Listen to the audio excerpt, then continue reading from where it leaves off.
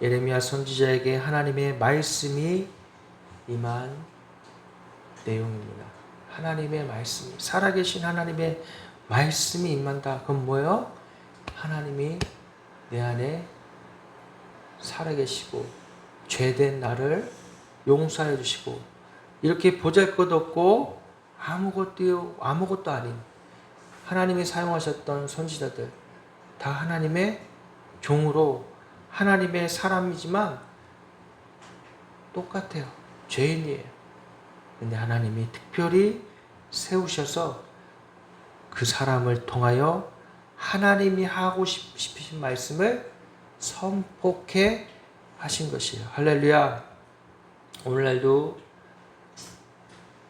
하나님이 세우시는 사람들 통해서 하나님의 말씀이 이제는 우리 안에 성육신 하셔서 말씀이 육신이 되어 오신 예수님이 이미 우리 가운데 찾아오셔서 우리의 죄를 용서해 주시고 죄 덩어리인 나를, 죄로 죽을 수밖에 없던 나를, 하나님 없이 살았던 나를, 하나님 없이 내 마음대로 내 멋대로 사는 건 뭐예요? 죄가 다른 게 아니에요.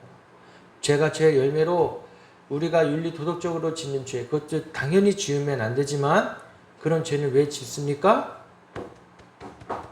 나의 죄성이 그대로 드러나게 내버려 두기 때문이에요. 그런데 말씀이 육신이 되어 오신 예수님이 내 안에 계시며 우리는 죄를 짓지 않을 수 있게 되는 것입니다. 성육신 하신, 인카네이션 하신 하나님의 말씀이 내 안에 역사하실 때 우리가 그 말씀을 고백하고 그 말씀을 선포하고 그 말씀이 내 안에 믿어지게 되는 것이에요. 할렐루야! 여러분, 그래서 우리 안에 무엇을 고백하느냐, 나의 입술로 무엇을 말하느냐, 이것이 참 중요한 것이에요. 하나님의 말씀은 살아있어서 운동력 있어서 양날선 칼과 같으니, 칼이 한쪽에만 있는 게 아니라 양날에 있어요. 양날에 있으면 어떻게 돼요? 한쪽만 휘두르고 끝나는 게 아니라 양쪽으로 휘둘러도 다 베게 되죠. 우리 안에 영과 혼과 골수를 찔러 쪼개기까지 하신다고 하셨어요. 우리 안에 갖고 있던 생각들, 우리 안에 하나님으로부터 오지 않는 그릇된 생각들, 이게 뭐예요?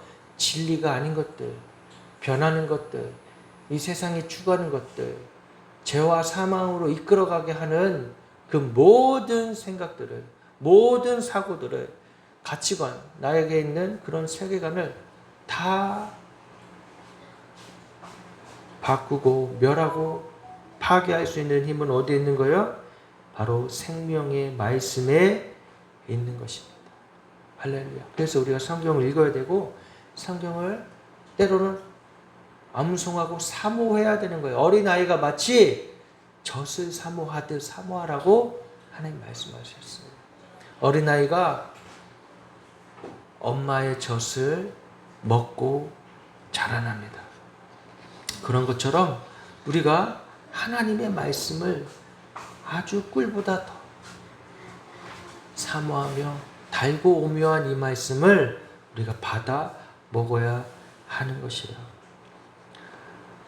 오늘 본문 말씀에 예레미야 선지자에게 하나님의 말씀이 임했습니다. 근데 그 하나님의 말씀이 임하실 때 뭐라고 그래요? 오늘 5절 말씀에 내가 너를 모태에 짓기 전에 너를 알았고, 하나님이 이 세상을 창조하신 하나님이 나를 아신단 말이에요. 여러분, 누가 나를 알아주지 않는다고 해서 나는 가치 없는 사람이라고 여겨지고 또 그런 우울함과 좌절감 가운데 살아가고 계시는 분이 계십니까? 놀라지 마세요. 하나님이 나를 모태에 짓기 전에 아셨다라고 말씀하십니다. 꼭 예레미야 선지자만 하셨던 건가요? 아니에요. 우리를, 여러분들을, 하나님의 백성들을, 주의 자녀들을 이미 모태에 짓기 전에 아셨단 말이에요. 할렐루야. 이게 얼마나 놀라운 것이. 우리가 이 세상에 괜히 태어난 것이 아니란 말이에요. 아무런 이유와 목적 없이 그냥 버려지듯 이 세상에 태어난 게 아니에요. 부모가 만나서 사랑해서 그냥 태어난 게 아니에요. 아무리 부부가 서로 사랑을 해도 아이를 못 갖는 사람들이 많아요. 아무리 의술이 발달해서 시술로 아이를 갖게 하려고 하지만 인간의 노력을 되지 않아요. 왜요? 생명은 하나님 손에 달렸기 때문입니다. 생명은 하나님이 주십니다. 생명을 살리시는 분도 하나님이시고 생명을 소멸케 하시는 분도 하나님이세요. 그러니까 우리가 이 세상에서 누구를 두려워해야 합니까? 이 세상의 위정자들을 두려워해야 합니까?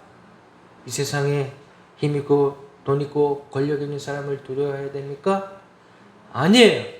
나의 생명을 주관하시는 여호와 하나님, 만군의 여호와 하나님 우리가 두려워하는 거예요. 그래서 예레미야 선지자를 통해서 이스라엘 백성들에게 강력하게 선포하고 죄를 회개하며 돌아오게 하기를 하셨던 거예요. 하나님은 죄를 너무나 싫어하십니다. 왜요? 사망에 이르지 않게 하시려고. 사망에 이르지 않게 하시려고. 죄의 싹은 사망이라고 말씀하십니다. 그 죄 결국 끝은 뭐예요? 사망이에요. 영원한 죽음이에요. 여러분, 우리가 예수님을 왜 믿습니까? 우리가 예수님을 왜 구주로 믿습니까? 이 죽을 죄인을 용서하여 주시고 사랑해 주셔서 저 지옥에 보내지 아니하시고 영원한 하나님 나라 하늘나라에 들어가게 해주시니까 믿는 거예요. 나의 생명을 구원해 주시니까 믿는 거예요. 나를 사랑하시니까 믿는 거예요. 결국엔 사랑이에요. 생명을 주시려고 하나밖에 없는 아들 예수님을 십자가에 달리셨단 말이에요. 우리를 살리려, 생명을 살리려, 이 생명을 살리기 위해서 이 죽어가는 자들, 죄로부터 잉태되었다라고 다윗이 고백하지 않습니까? 이 죄 덩어리인 나를, 죄의 유전자를 갖고 태어나서 어쩔 수 없이 죽을 수밖에 없는 이 죄인들을 하나님이 구원하시려고 하나의 방법, 그거는 악한 사단도 몰랐던 하나의 방법은 뭐예요? 십자가에서 아무 죄가 없으신 분이 죽으셔요. 우리의 죄를 용서해 주시는 그 방법밖에 없었던 거예요. 동정녀 마리아에게서부터 나신 예수님, 아무런 죄가 없으신 동정녀 마리아, 남자의 관계가 없는 오직 성령으로 잉태하는, 이게 얼마나 놀라운 역사입니까? 그러니까 인간의 머리로는 다 이해할 수가 없어요. 인간의 머리로 다 할 수가 없어요. 성부, 성자, 성령 하나님의 완벽한 이 구원의 사역을 어찌 인간의 머리로 다 이해할 수 있겠습니까? 설명은 하려고 해요. 각자 역할이 다른, 아버지가 있어서 아버지가 회사에 나가면 직장에 어떤 직책이 있고, 가정에 오면 아버지의 역할을 하고, 또 아들의 역할을 하는, 이런 인간의 이해로 설명을 하지만 사실 이건 아니죠. 성부, 성자, 성령 하나님이 완벽하게 삼위일체 한 분으로 역사하시는 이 구원의 사역을 어찌 인간이 다 이해할 수 있겠습니까? 하나님 아버지의 마음을 찢어서 내어놓으신 아들 예수, 그럼 바로 하나님 자신이 자신의 생명을 내어주신 거나 마찬가지예요. 우리는 이 하나님의 마음에, 전심으로 주신 이 마음에 생명 다해 반응해야 합니다. 로마 시대에 크리스찬들이 어땠어요? 많은 핍박을 당했어요. 억울한 일도 당했어요.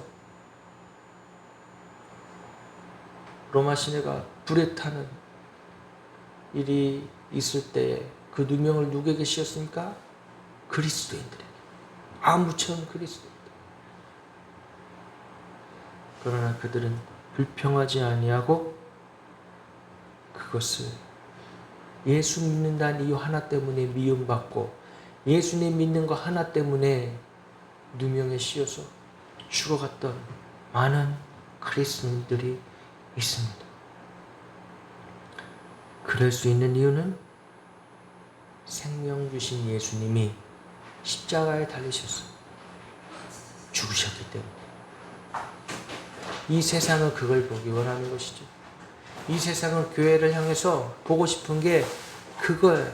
힘 있고 능력 있고 돈이 많고 권력 있는 힘센 교회를 보고 싶은 게 아니에요.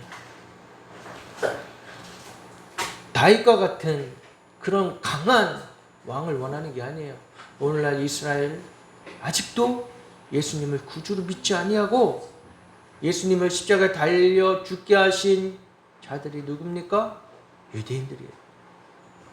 모르기 때문에 구약의 선지자들의 그 언약의 말씀에 곧 오시리라 하신 메시아가 예수님이라는 걸 믿지 못하는 그런 어리석으로 말미암아 예수님 시절 못 봐요. 오늘날 우리들 안에도 혹시나 이런 헛된 바람이 있지 않습니까? 강한 군주 같은 그런 메시아를 혹시 기다리고 있지는 않습니까? 교회는 이 세상을 향하여 강할 필요가 없어요. 그러나 진리에 대해서는 목숨을 다해서 지켜야 될 것이 있는 것입니다. 싸워야 되는 것이에요. 내가 비록 불이익을 당하고 내가 비록 죽임을 당하는 상황이 올지라도 나는 그것에 대해서 강력히 싸워야 되는 것입니다. 왜요? 진리를 벗어나면 어떻게 됩니까? 영원한 사망에 이르기 때문에 나는 길이요 진리요 생명이다 말씀하신 예수님을 따라가지 않는데 예수님을 따라가지 않는 것에 대해서 어떻게 가만히 있을 수 있어요? 이 세상에 지금 그러한 일들이 일어나고 있습니다. 하나님이 싫은 거예요. 성경의 말씀이 싫은 거예요. 교회를 왜 싫어합니까? 꼴보기 싫어합니까? 단순히 그 교회에 권력 있는 자들이 물론 잘못한 것도 있죠. 크고 힘 있는 교회들에서 부정적인 일들이 있는 것이 있죠. 왜요? 죄인들의 모임입니다. 그러나 그것 때문에 교회를 핍박하고 미워하고 싫어할까요? 교회들이 핍박받는 이유는 하나님이 싫기 때문에 내 마음대로 내 멋대로 살고 싶은데 하나님 말씀이 거기 들어오면 그렇게 못하니까 내가 사랑하고 싶은 대로 내가 사랑하는 대상을 마음껏 나의 정욕대로 내 마음대로 살고 싶은데 성경에 분명히 뭐라고 그래요? 한 남자와 한 여자가 만나서 서로 사랑하고 그 안에 남편과 아내의 관계를 통하여 예수 그리스도의 신랑 되심을 알게 하시오. 예수 그리스도가 가정 가운데 또 교회 가운데 머리가 되시고 하나님의 말씀이 질서가 되어서 그 말씀의 틀 안에서 살아가라고 하시는 거예요. 그게 제일 안전하니까. 그게 제일 행복하니까. 사실 그게 제일 행복한 거예요. 진리가 자유케 한다고 그랬습니다. 자유란 그 하나님의 규례 안에 말씀 안에서 있는 거예요. 생명 대신 복음 안에 있는 거예요. 나의 영혼이 해방되어지고 죄의 종로를 타던 나의 영혼이 나의 몸이 나의 혼이 해방되어져서 이제 더 이상 사단의 종로를 타지 아니하고 생명 가운데 걸어가며 살아가는 게 이게 참 자유이고 이게 참 행복인데 이 세상은 뭐라고 그럽니까? 어떻게 해서든 이것을 벗어나고 싶고 어떻게 해서 나의 정욕대로 나의 탐욕대로 살아가고 싶어 하는 거예요. 거기에 대해서 우리가 소리 내지 않으면, 거기에 대해서 우리가 말하지 않으면 이 세상에 무엇으로 짠맛을 내겠습니까? 무엇으로 빛을 내겠습니까? 분명히 하나님은 빛과 소금이더라고 하십니다. 짠맛을 잃어버리면 그 소금은 어떻게 돼요? 버려 불에 던져진다고 그랬어요. 여러분, 지금 우리는 굉장한 위기의 시대에 살아가고 있습니다. 분명히 오늘 말씀에도 너를 성별하였고,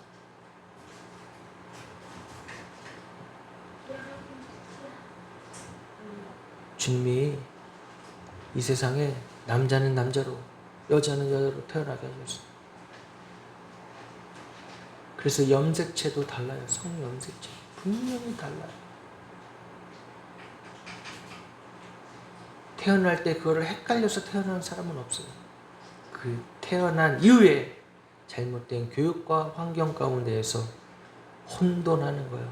남자아이가 태어나는데 자라면서 사춘기가 되면서 엄마 아빠 나는 여자 같아 하고 여자 옷을 입고 다니고, 여자로 태어나는데 엄마 아빠 난 남자 같아 남자처럼 행동하고 남자로 옷을 입고, 나중에 커서는 수술까지 하고 자신의 성 정체성에 혼돈하는 악한 시대가 도래하고 있습니다. 성적으로 무너지는 것은 우리의 영혼을 파괴하는 거예요. 하나님의 창조 질서가 깨지는 것이기 때문에 우리의 삶이 파괴되는 것이. 이미 유럽에서, 미국에서는 남자와 남자의 결혼이, 여자와 여자의 결혼이 합법화되어서 그 안에서 아이가 태어날 수 있습니까? 절대로 없어요. 그런데 아이를 입양하는 거예요. 입양해서 살아가는 그 아이, 남자인데 하나는 부모 1, 부모 2 이렇게 불러요. 엄마 아빠라고도 호칭을 안 해요. 그 아이는 어떻게 자라겠습니까? 영혼이 파괴되는 거예요. 이미 그런 일들이 유럽에서는 있는 거예요. 이번에 우리 파리 올림픽에서 보았을 때 흉측한 개막식을 봤어요. 남자들이 여장을 하고, 심지어 예수님이 최후의 만찬을 하는 그 아름다운 마지막에 예수님이 사랑하는 제자들과 함께 만찬을 나누시며 사랑을 나누고, 그 장면을 완전히 왜곡하고 파괴해서 제자들을 다 여장으로 시키는, 아주 그냥 환락가 있는 여자들처럼 남자들을 옷을 입혀놓고, 남자가 여장한 여자와 함께 방에 들어가는, 그리고 쉿 하면서 들어가는 그런 아주 이상한 장면을 연출하는 개막식을 보았습니다. 이미 유럽은 그렇게 무너졌어요. 왜요? 질서가 없기 때문이에요. 하나님의 말씀이 없기 때문이에요. 여러분, 전 세계의 문화의 중심이 파리라고 합니다. 그 문화가 어떻게 되겠습니까? 악한 것은, 더러운 것은 퍼지면 금방 퍼져요. 아주 맑은 물에 잉크방울 하나 퍼뜨리면 요만큼의 잉크방울 떨어뜨리면 어떻게 됩니까? 금방 시커매져. 못 먹는 물이 돼요. 생명수가 아니라 죽음의 물이 되는 것입니다. 그렇게 지금 이 세상 가운데 퍼지고 있어요. 겁을 주는 게 아니에요. 그럼 결국 그렇게 된 세상의 끝은 어떻게 됩니까? 하나님을 찾지도 않고 하나님을 경멸하며 결국에는 죄와 사망 가운데 가기 때문이에요. 그래서 막자는 거예요. 교회의 세력을 키웁시다. 우리가 이렇게 많이 모이니까 우리 힘이 셉니다. 십자군 전쟁을 일으키는 것처럼. 그런 거 아니에요. 그렇게 묘사하는 사람들, 비유하는 사람들, 거짓된 자들이에요. 왜 그렇게 왜곡합니까? 오늘 10월 27일 날 저기 광화문에서부터 여기 서울역 그리고 그 좀 밑에까지 거기가 어디예요? 우리나라 중심이에요.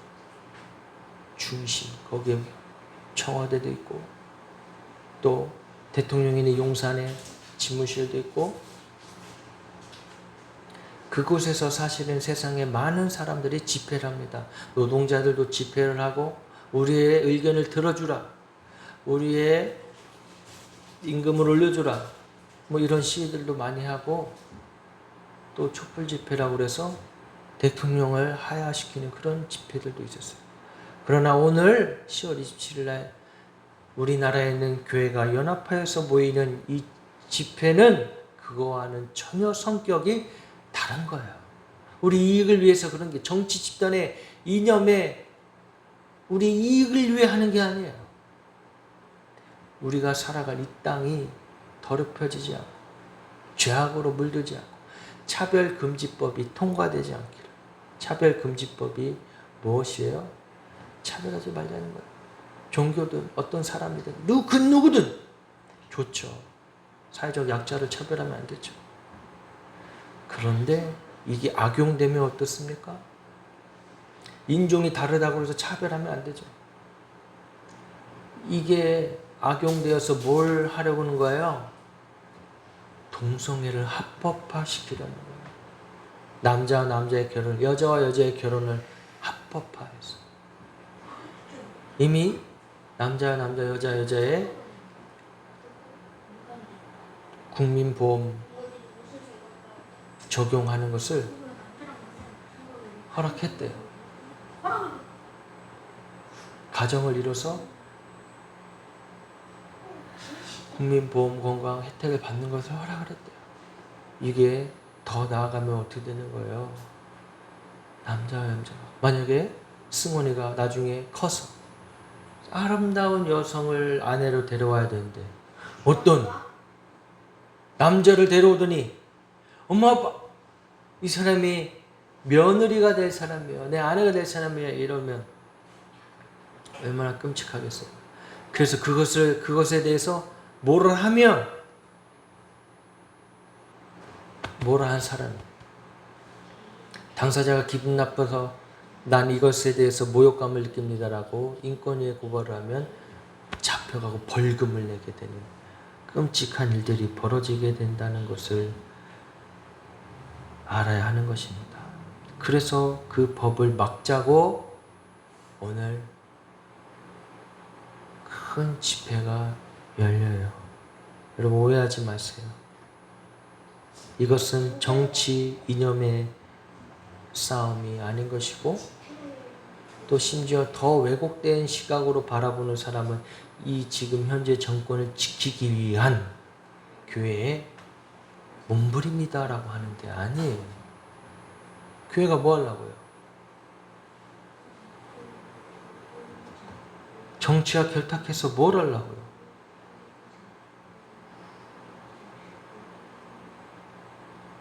순수하게 진리를 지키고자 하는 것입니다. 이 법이 통과하면 또 무슨 일이 이루어지느냐? 밖에 나가서 복음 전도를 할 수가 없어져요. 여러분 예수님 믿으세요? 혹시 예수님 알기 원하지 않습니까? 예수님이 어떤 분인지 아세요? 혹시 죽음 이후에 어떻게 되는지 아세요? 이런 영적인 물음에 대해서 복음을 전하는 것에 대해서 금지가 되어져. 내가 이렇게 되면 종교차별. 왜 당신의 종교를 강요하는? 이렇게 해서 신고를 하게 되면 또 잡혀가고 벌금을 내게 돼. 이 땅 가운데 아예 복음을 전할 수 없게 되는 일들이 벌어지게 되는 것입니다. 이것이 정말 하나님이 원하시는 나라일까요? 세상일까요? 미국은 이 일들이 이미 몇십 년 전에 있었습니다. 근데 그때 다 교회들이 잠잠했어요. 잠잠하니까 어떻게 됩니까? 그냥 그런 법들이 통과되는 거예요.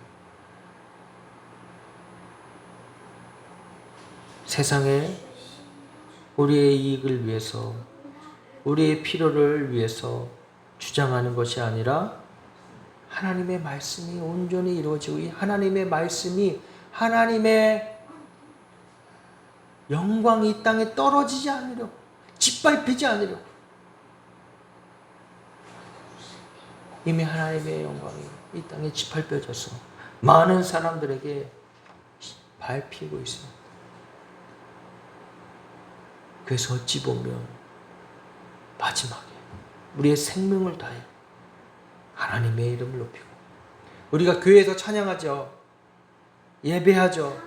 그러나 밖에 나가서 함께 찬양하고 예배하는 것, 그것에 대해서 또 뭐라는 사람들이 있어요. 세상 사람들이 그러면 욕한다. 세상 사람들이 흉보인다.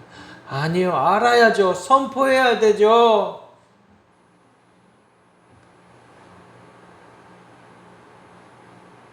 하나님의 말씀을 선포해야 되는 거예요. 하나님의 말씀이 땅 가운데 높임 받으시고 찬양 받으시게 하려고 찬양하는 거예요. 예배하는 거예요. 많은 사람들 앞에 소리치는 거예요. 하나님이 뭐라 그럴까? 돌들로도 소리치게 하겠다. 지금 그때예요. 돌들로도. 우리가 소리쳐야 될 때예요. 이 세상 사람들에게 하나님의 살아계심을, 예수 그리스도의 구주되심을 선포해야 될 때예요.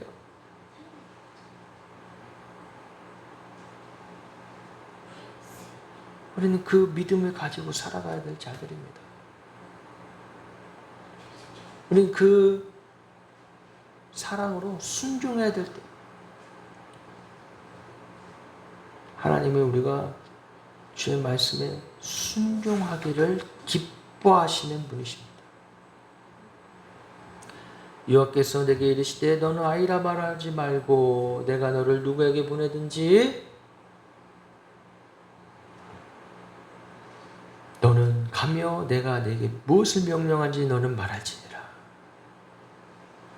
말해야 되는 거예요. 말해야 되는 거예요. 말해야 듣고 깨닫고 회개하고 돌아오는 거예요. 말하지도 않는데, 전하지도 않는데 누가 듣겠느냐? 들을 수가 없어요. 전해야 되는 거예요. 그래서 오늘 특별히 이 집회는 복음 전도 집회인 거예요. 회개하고 이 세상을 향하여 선포하고 주님 오실 길을 예비하는 놀라운 역사가 일어나는 집회인 것입니다. 코로나 때 우리가 예배도 못 드리고 교회가 말도 못했어요. 예배를 생명처럼 지키는 교회들이 오히려 교회 문을 닫고, 교회를 그렇게 열심히 믿고 믿음 좋다는 사람들도 이런 법이 제정될 때 거기에 아예 국회의원 중에 장로님이 안 계실까요? 믿는 사람들이 없을까요? 다 입 다물고. 왜? 내가 피해보고 손해볼까 봐. 이렇게 집회하는 걸로 교회가 이득 볼 게 뭐가 있겠어요? 이제는 우리가 소리쳐야 될 때입니다. 우리가 이제는 생명 다해 목숨 걸고 진리를 수호해야 될 때예요.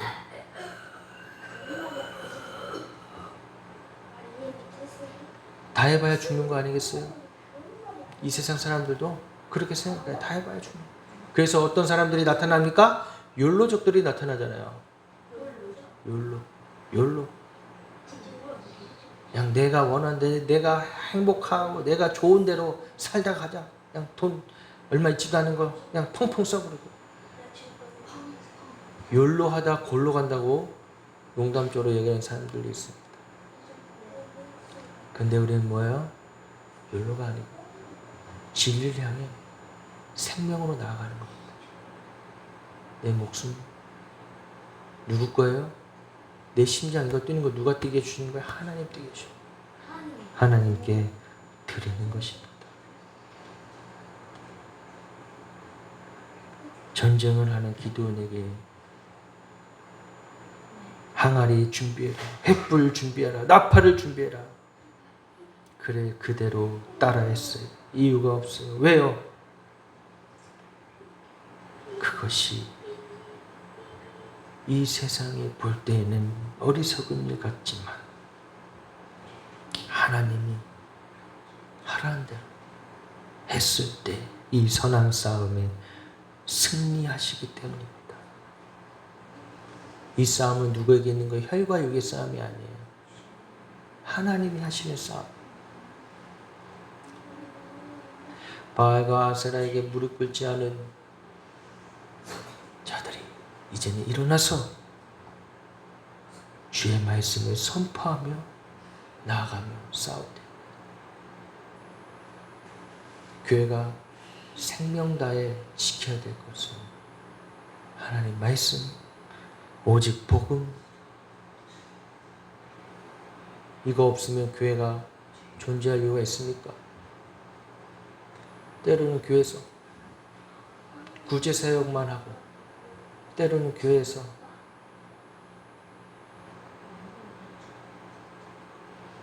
봉사활동만 하면 필요하지만 그거는 세상도 할 수 있어요. 세상의 NGO 단체도 할 수 있어요. 기관들도 할 수 있어요. 행정기관에 제일 동네 지역에 작은 규모인 주민, 예전에는 동사무소라고 했는데 주민 단체에서도 할 수 있어요. 교회는 뭐 해야 되는 것이에요? 복음을 증거하는, 죄인들을 회개, 예수님께 돌아오게 하는 것이에요. 교회는 생명 다해 생명을 전하는 곳입니다.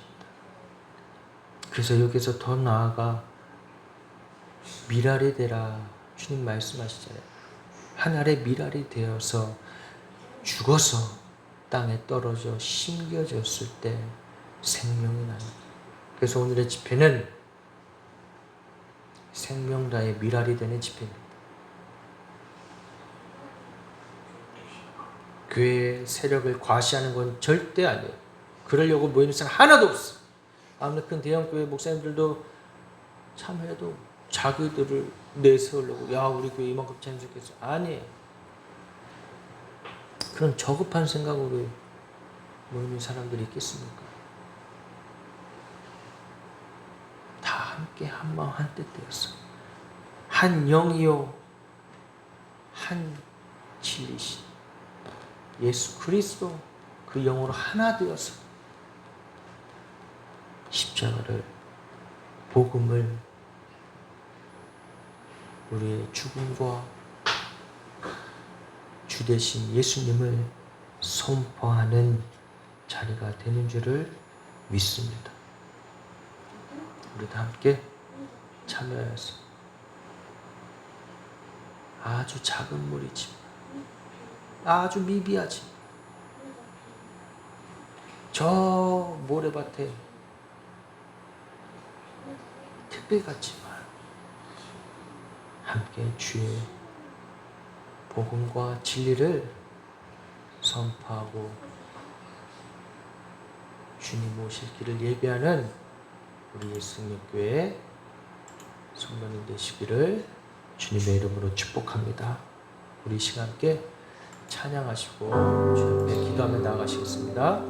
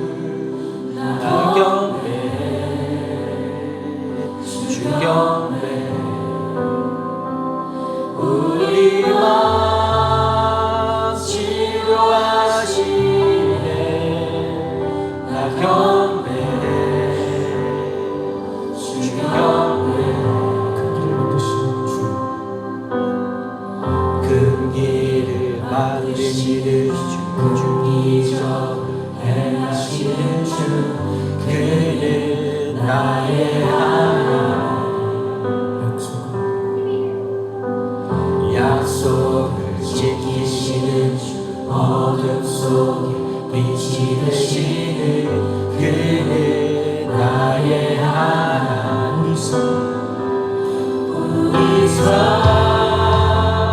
변화시키네 나 경외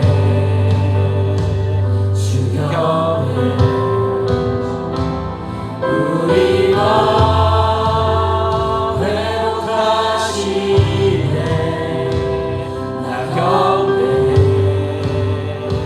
주 경외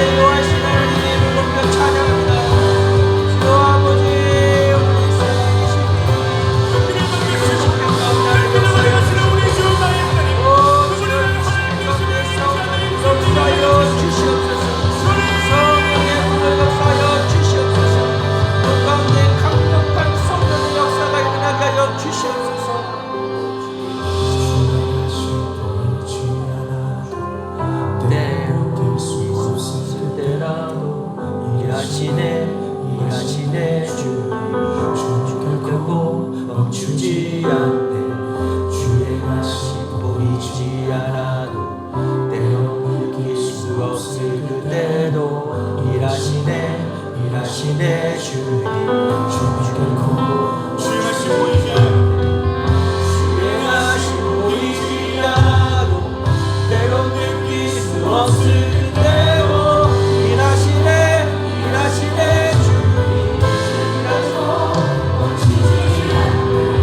주의 맛이 보이지 않아도 때로 느낄 수 없을 그때도 일하시네 주님 결코 멈추지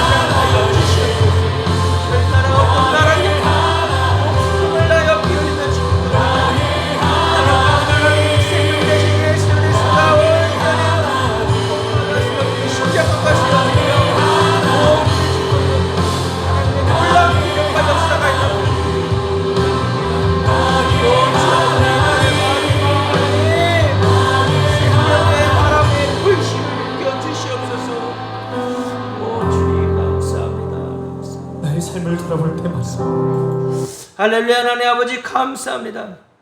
일하여 주시옵소서. 주님, 우리의 길을 주님이 인도하여 주시옵소서. 이미 주님이 계획하시고 인도해 주시는 줄 믿습니다. 우리가 이 세상 가운데서 빛과 소금의 역할을 감당하고 어떠한 불이익이 있을지라도 어떠한 핍박이 있을지라도 달게 복음으로 핍박을 받게 하옵소서. 그래서 이 땅 가운데 하나님의 미랄이 되어서 주님의 복음이 증거되어지고 구원받는 자들이 더 많아질 수 있게 하여 주시옵소서.